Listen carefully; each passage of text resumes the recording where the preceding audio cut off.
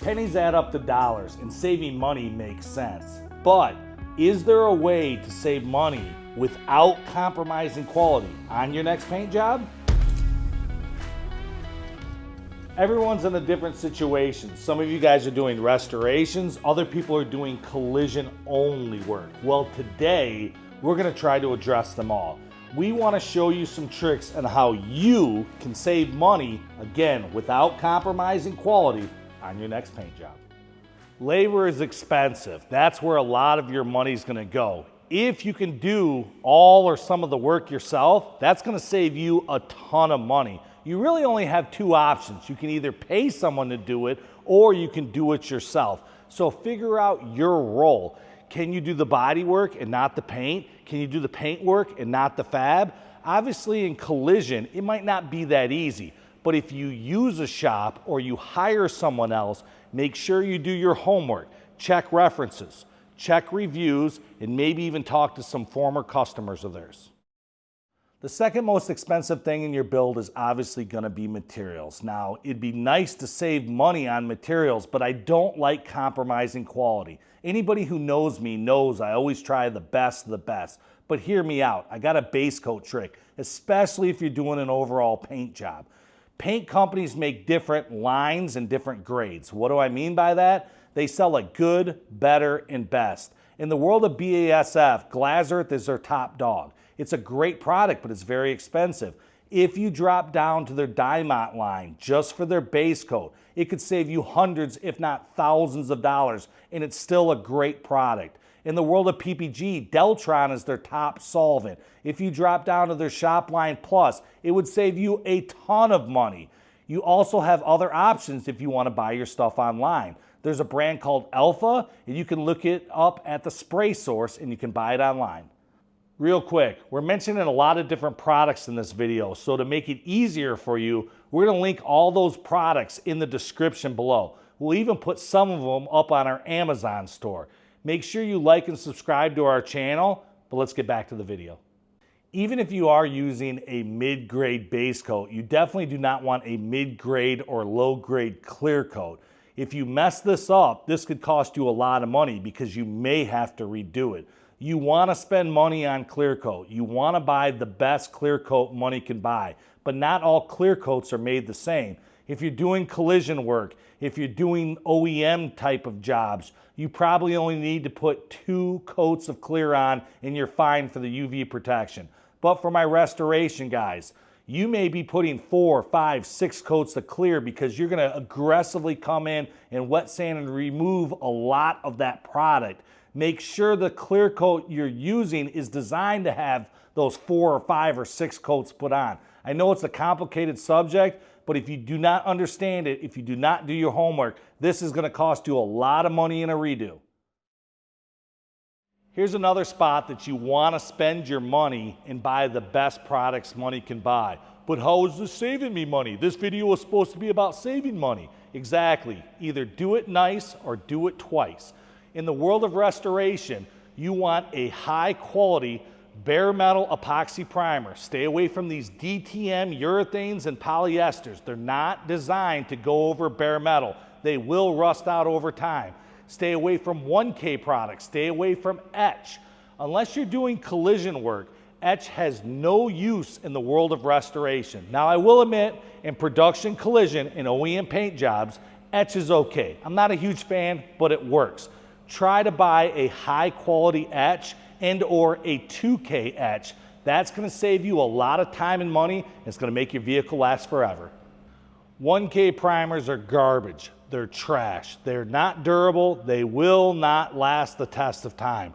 Products like this should not go on high quality builds. There is an exception to the rule. This is a 1K etch. I'm not a fan of any 1K product, but if I was going to use one in production collision, this rattle can etch. I'd prefer a 2K product, but this is the exception to the rule. A lot of people will mix this into the same category as these guys because it's in a rattle can. Believe it or not, this is a 2K product. This intermixes inside of the can, and this, even though it's rattle can, is a high quality 2K product. I'd prefer you using a high quality 2K primer, But why? And what does that mean? 1K will not last. It will not offer you the protection you're seeking. It will shrink too much, and ultimately it will fail over time, and it will cost you money, and you have to redo the job.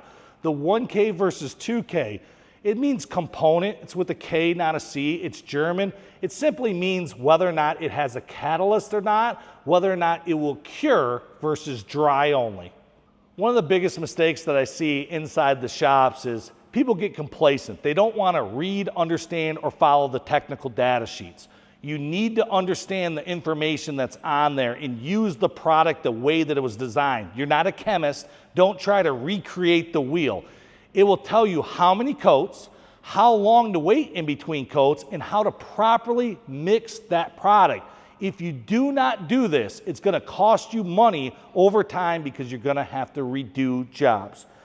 Another thing that I see is this adhesion promoter, how people use it and misuse it. It's horrible. I've heard guys refer to this as, oh, it's kind of like a sealer, or I use Bulldog on everything, and I've been doing this for 30 years and never had a problem. I put it on my primer, my base coat, my sandwich. That stuff is junk. You don't know what you're talking about. Get some high quality plastic adhesion promoter. In most cases, it's designed for raw plastic only, and use it the way the company designed it, and you're not going to have to do redos. One of the biggest investments you can make when you're trying to paint your own car is the shop space and the equipment. Most of you probably have an air compressor. If you do, I highly recommend watching this LUMAIII video. Even if you have a compressor and you're painting there, you want to clean up your air, because if you have to redo a job because of contamination, it's going to be super expensive. So please take the time to watch this video. If you don't have access to a shop and an air compressor, this Eastwood video might be helpful, because you can still buy 2K products that are loaded in this specialty rattle can, and this is great for smaller jobs and for people just starting out. Controlling material cost is imperative if you're trying to be on a budget. I'm going to talk a little bit about 3M, but they're not the only game in town. 3M has a good, better, and best system. Their top dog is typically their purple, followed by their green, then their gold, which they call champagne, and then their low end is red. You should play around with these to see where you can save money. In most cases, you do not need to buy the premium grade sandpaper. You may use a little bit more sandpaper, but play around with that champagne and that green. Stay away from the red, but play around with those middle grades to see if you can find a sandpaper that works. If 3M's not in the budget, I like Norton. I like Merca. There's a lot of companies that sell good, better, best. Stay away from their top dog grades and play with those middle grades. This is true with paper, plastic, and tape as well. Now, here's one thing to remember. When you're masking a car, tape is the most expensive form of masking, followed by paper, followed by plastic. So if you use more plastic and less paper, it will save you money. If you use more paper and less tape, that will save you money. Here's a piece of equipment that can save you a ton of money. Look, I'm a solder guy, always have been. Solders are great, but they're super expensive. The new Jet X could be $1,500. Not everybody needs a gun like that. You can buy a gun like this that's $500 or less that will do pretty much the same thing for 90% of the population out there. But why don't I just buy like a Harbor Freight gun like the Black Widow? Well, one, it's junk. Two, it's a Chinese knockoff. But here's the thing that these guns offer that a lot of these $100 guns don't. It's called TE, or transfer efficiency. These products, our primers, our clear coats, our bases are so expensive. Most of these knockoff guns are not delivering enough paint from the gun to the car. 80%, 90% gets lost in the transfer. If you buy a high quality gun, your transfer efficiency can be as high as 80%, and these guns will pay for themselves after one or two jobs. Most people struggle with this one, all right? And all of us know what to do, but very few people practice what they preach: being clean and organized. Look, if you organize your build, if you organize your shop, if you organize your parts and stuff, You will save time and money. You're not looking for things, having to buy things that you lost. Wasted time, wasted parts is killing your bottom dollar. So taking pictures, writing things down, storing things correctly, being clean and organized will pay off in the long run, and you won't be redoing jobs too and buying things over and over and over again. Hey, we appreciate it.